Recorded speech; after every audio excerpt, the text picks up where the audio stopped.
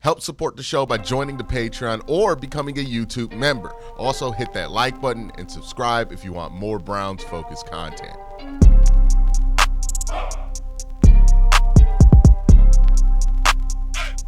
All right, so one of the most important things for the Browns, especially with how they plan with their salary cap, is that the salary cap continues to rise. If you have not been informed, the way the Browns structure contracts and the way that the Browns are planning to get around the larger implications of like the Deshaun Watson contract, for example, is basically using the salary cap like a credit card with reverse interest. So instead of being charged it, since the salary cap goes up, the cap penalty of a player goes down. Obviously, integral to that plan is making sure that the salary cap continues to rise. Well, the Browns got tremendous news today when the news broke of the salary cap for 2025, which for a second year in a row is up more than what was largely projected from cap websites like Over the Cap. The NFL informed teams today is from Dan Graziano. The NFL informed teams today that the 2025 salary cap will fall between the range of $277 million to $281.5 million. The reason there's a range there, we will talk about. Way up from last year's $255.4 million. The cap will have increased by more than $53 million over the last 2 years. So the salary cap is continuing to go up. This is something that looks like it will continue because I think a new collective bargaining. This is on track to continue over the short-term and long-term future because I think the NFL is negotiating another rights deal pretty soon here. So that's going to jump the salary cap again. Everything is pointing in the direction the Cleveland Browns want it to go to. If you're wondering why the salary cap has a range increase this year, it has to do with something with the NFLPA. I'll leave this up on screen if you want to read it. But that is why there is a range. Basically, the NFLPA has to choose how much of this player cost recoup that they want to do this year versus next year.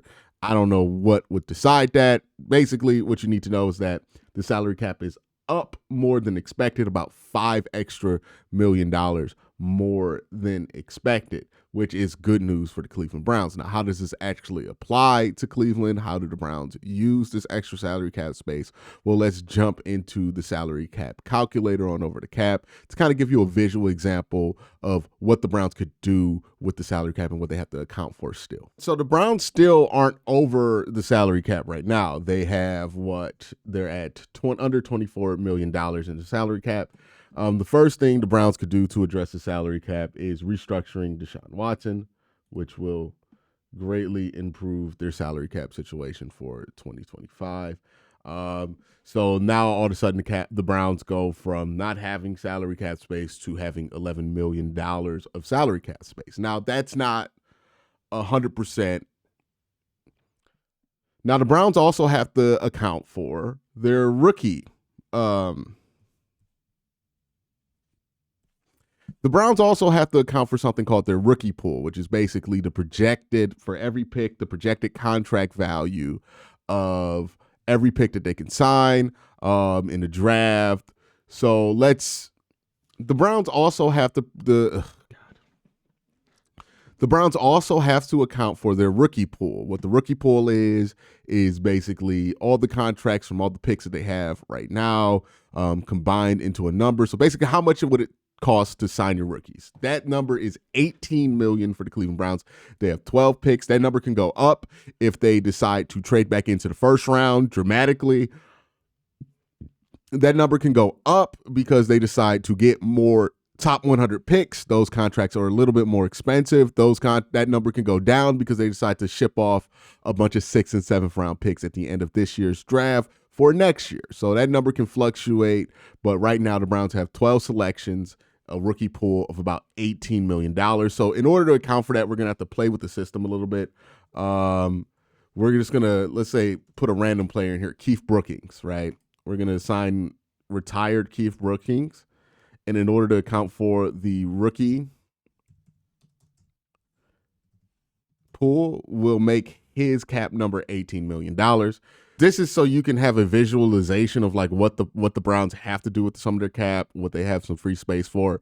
Keep in mind, because I have to kind of work around the system like that, these numbers for 2026 and 2027 are going to be off. So don't really think too hard about those numbers. We're just really discussing the 2025 numbers. So that's the Browns rookie pool. And that's the Browns cap space if they restructure Deshaun Watson, which they're very likely to do. They've already pretty much announced that they're going to do it.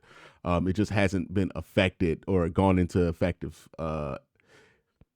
It just hasn't gone into effect yet. And then Keith Brookings is the rookie pool. So the Browns still $5 million underwater in the cap space. So how do they account for that? First, you're going to look at restructures. Denzel Ward likely to get a restructure. Browns do that. That frees up about $9 million. Cool. Myles Garrett, we're not going to touch him yet. Jack Conklin will come back to him, but he's an important conversation to have. Joe Bitonio, restructure more than likely, right? So you're going to save about $4 million there. Wyatt Teller, that's another guy who's pretty much a lock for another restructure, $3 million there. Greg Newsome is a name we're going to come back to, but let's go to Dalvin Tomlinson, another name that we're going to restructure here, save about $2 million. And then Juan Thornhill, another name that we're going to restructure here. The reason you would restructure some of these guys versus cutting him, like, so Juan Thornhill is a name I've heard people want to cut. You can save $3.4 million if you cut Juan Thornhill. The issue with that is you have to sign somebody to replace Juan Thornhill, right? Like, how much is that going to cost? So, yeah, you save $3.4 million today if you cut Juan Thornhill, but if you have to sign his replacement for $5 million, then you're out $2 million for a free safety. Or you could just keep Juan Thornhill, save $3 million, and still have a starter at free safety, not have to look for one.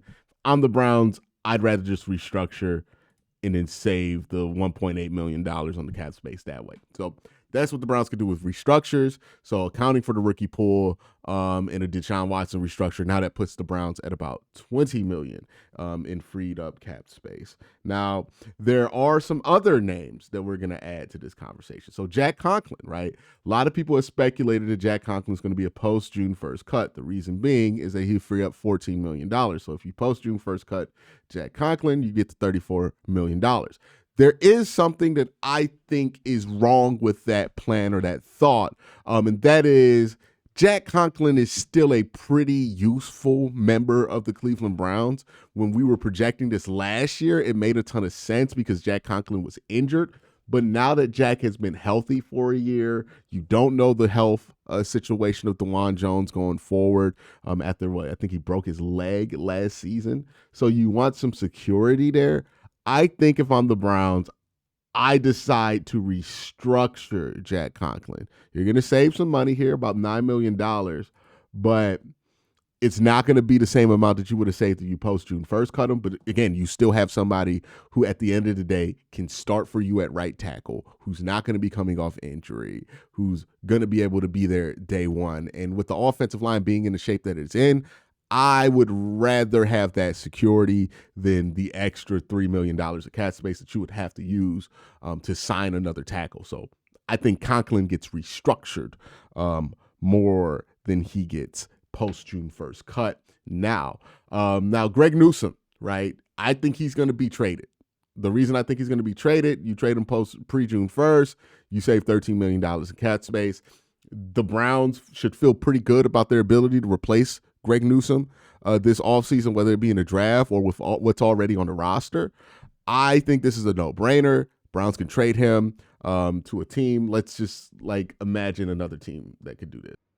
Yeah, the Browns could trade him to the Houston Texans, who, if they just restructure a couple of contracts like Laramie Tunsil and Danielle Hunter, can easily afford him. They're a win-now team, so they'd be excited to pick up a 25-year-old that they can sign to an extension, and they need corners, right? And they could use that extra corner. I don't know if the Texans are the perfect trade partner. It's just the first team to pop into my mind when talking about trading Greg Newsome. So I think the Browns should trade Greg Newsome. It makes all the sense in the world to trade Greg Newsome.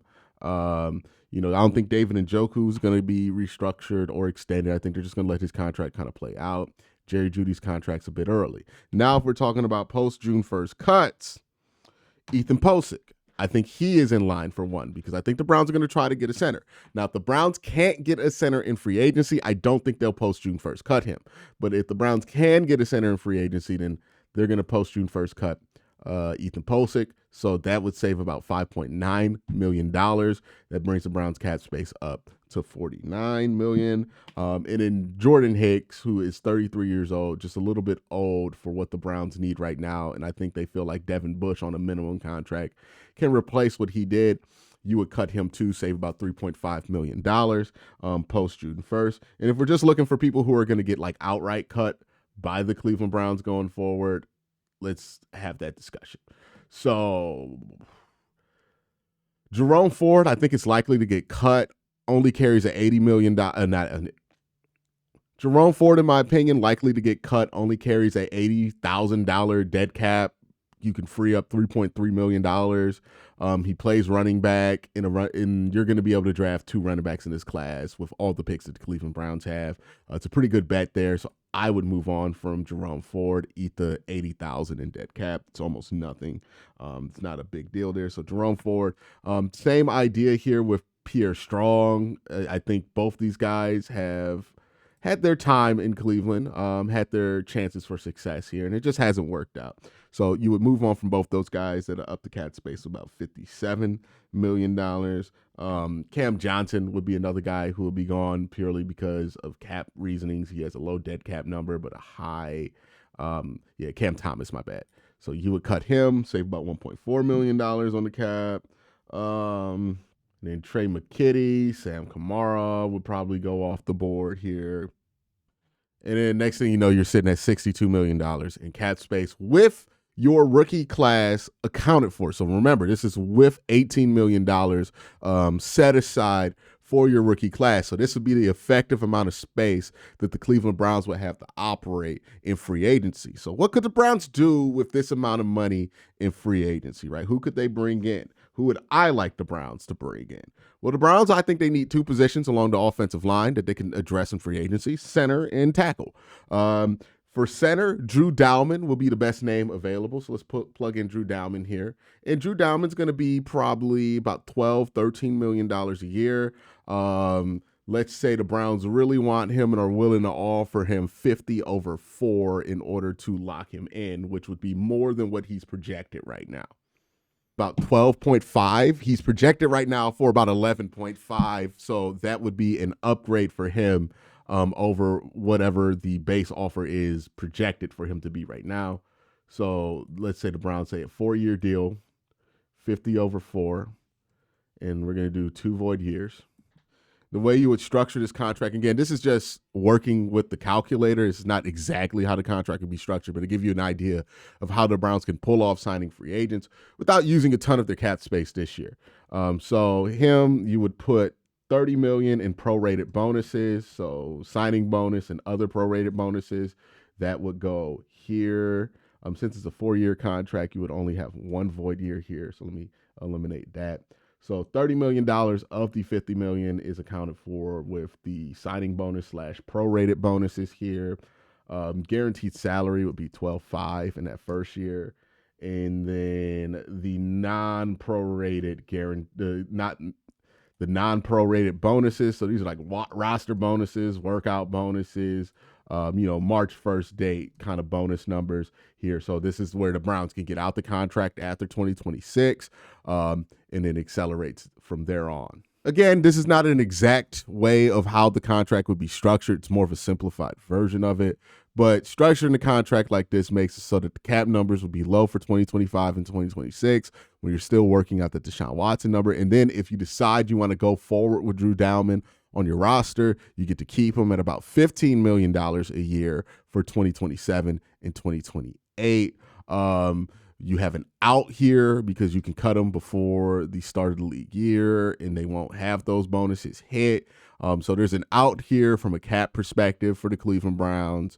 And if Drew Dalman is a really good player, then you're going to be paying him about market value or slightly above market value in 2027, 2028 when the salary cap's going to go up. So you feel fine with these numbers here. and you would sign him to like this contract, which would be about $7 million on the cap, would still leave about $55 million to play with. Let's go ahead and get a tackle. The tackle I have my eye on for the Browns is Alaric Jackson out of Los Angeles. Not the greatest pass protector in the world, but a really good run blocker. And he's not going to be so expensive that if you do run into a long-term solution, you don't feel he hits that sweet spot for me where, you know, he could be a swing tackle, a really high quality swing tackle for you if you run into a solution in the draft. But if you do not run into a solution in the draft, then, you know, you feel fine with having Alaric on the roster as your starter for the next few years. Now, this contract I would structure just a little bit differently because I'm less secure about Alaric's ability to live up to the deal because he is an undrafted free agent. He's a little bit older than Drew Dalman, and he hasn't had the level of success for the period of time that Drew Dalman has had. So I would put about $20 million in the signing bonus for him, guarantee his salary for 2025. And then in the prorated bonus, with the non-prorated bonuses, I would go and put 7.5 here. After that first year, prorated in the non-prorated bonuses, I would go $4 million in 2026, and then I would go $12 million the next year, so that like if he is really good, then 2027 he'd be worth the $17 million. But if he ends up being a swing tackle for 2 years, you're paying about swing tackle money on the cap sheet, and then you can cut him in 2027 and not have to worry about that $17 million number. So you transact that way. Alaric Jackson right here, you still have $51 million in cap space to work with. Now, if we're talking about free agents that we're going to bring back, let's go Nick Chubb here, right? We're going to extend Nick Chubb and let's say give Nick Chubb about $3.2 million. Nothing guaranteed, no signing bonus, just $3.2 million to play this year, which would be above the vet minimum. Nick Chubb can get that. You're down to $49 million in cap space. All right, let's go down to Devin Bush, right? Extend Devin Bush. Let's give him an extra $1 million because he did play well next year, right? Give him $2 million. So a little bit above the vet min. He'll gladly take that. That is our Jordan Hicks replacement. You're still plus money on Jordan Hicks because you saved $3.5 million to let go Jordan Hicks. Devin Bush would be at 2.1, and then you can always use the draft to get more replacements at the linebacker position.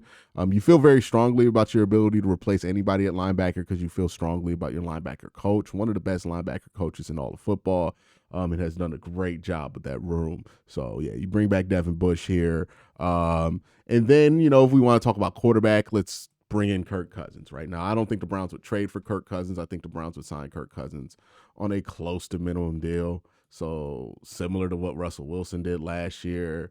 So let's say you bring in Kirk Cousins on a minimum deal. Again, ignore what the number is going to be for 2026 because it's accounting for this prorated bonus as if you traded for him, but that's not how that would work. So you'll bring in Kirk on a minimum deal, 1.225. If you bring in Kirk, you could possibly bring in Jacoby Brissett on a minimum deal, right? Same kind of deal here. 1.225, and then you can also bring in Kyle Trask as your DTR replacement, who would likely be on a similar minimum deal. So quarterbacks, 3 quarterbacks, Devin Bush, Nick Chubb, Alaric Jackson. If you do have all of these quarterbacks here, then eventually we got to go to Dorian Thompson-Robinson. He gets cut. It saves up another $1 million here. So $1 million in space if you trade Greg Newsome. If you don't trade Greg Newsome, you're still sitting at $35 million in space. You see how it will be easy for the Browns to bring up some money, sign some free agents. Now, they can't go crazy, right? They're not going to do, like, they can't do this. They can't go T. Higgins and decide to add T. Higgins for, 3 years? What T want? 3 years? You know, let's say T. Higgins was still available, right? The Browns couldn't go get T. Higgins for 28. Let's just do the cap hit this way. Yeah, like the Browns couldn't do something like this where they sign like T. Higgins. Technically, they could do it, get under the cap for this year, but like the penalty for 2026, 2027 would probably be too much to dissuade him from it. And the Bengals have negotiated with T in a way to where I don't think he's going to leave in Cincinnati. So I think, like, I don't think you do anything crazy in free agency, but you can have some modest moves here to improve your offensive line. And just think about the improvement this would make, right? If you get a better center, you get a better tackle, you keep Jack Conklin. Wyatt Teller is going back to a system where he was an all-pro in. And all of a sudden, that offensive line that you were concerned about, even before the draft, you feel much better about, right? Like, you would hope that Kirk Cousins would be better than whatever Deshaun Watson had to offer you. Maybe Kyle Trask has some upside. Maybe Jacoby Brissett can provide a floor for that quarterback room. You're still bringing back Nick Chubb. Like, you're not breaking the bank. You're really still relying on the draft to make most of your improvements, which is where you should be if you're an NFL team. You don't want to rely on free agency to improve the team, but this is enough around it to put you in a good situation. So, yeah, this is how the Browns could potentially operate in free agency. Maybe they don't, maybe they decide to get a little bit more aggressive at quarterback than Kirk Cousins. Maybe they go out and trade for Matt Stafford. Being able to move this way, having that extra salary cap space does give them the room to bring in a Matt Stafford if they wanted to do something that extreme, which would be a cap number of $27 million. And it allows you the flexibility during the course of the year that if you do want to trade Miles after the start of the season, like let's say at the trade deadline, then you can trade Miles there. You still have the cap flexibility to do that. If you want to trade Miles right now because you got a Godfather offer, it would be a little bit more difficult to do. You would probably have to trade Greg Newsome as well, but then you could still have the space to be able to do it.